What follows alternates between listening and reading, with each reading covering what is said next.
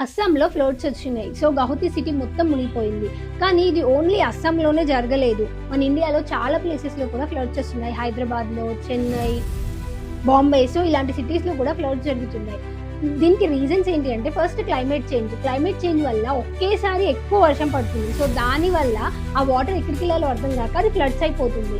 Next deforestation. మనం ఎక్కువగా చెట్లు కొట్టేయడం వల్ల సాయిల్ ఎరోజన్ జరిగి సో, రివర్స్‌లో మొత్తం సాయిల్ వెళ్ళిపోయి ఇంకా వాటర్ రిటెన్షన్ కెపాసిటీ తగ్గిపోయి అప్పుడు కూడా ఫ్లడ్స్ వస్తున్నాయి. థర్డ్‌ది అర్బనైజేషన్. మనం ఎక్కువగా కాంక్రీట్ బిల్డింగ్స్ కట్టడం వల్ల వాటర్ ఇంకడానికి ప్లేస్ ఎక్కడ లేక సో, డ్రైనేజ్‌కి వెళ్ళిపోయి అది బయటకు వచ్చేసి ఫ్లడ్స్ లాగా అవుతున్నాయి.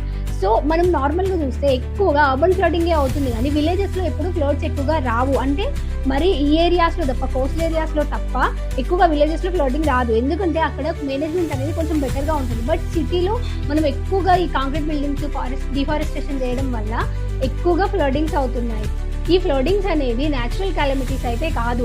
సో, మ్యాన్ మేడ్ థింగ్సే దీనిలో ఎక్కువ ఉన్నాయి. మ్యాన్ మేడ్ రీజన్సే ఎక్కువ ఉన్నాయి. సో, మనం నేచర్‌ని ప్రొటెక్ట్ చేస్తే నేచర్ మనల్ని ప్రొటెక్ట్ చేస్తుంది. లేకపోతే ఇలాంటివే జరుగుతూ ఉంటాయి.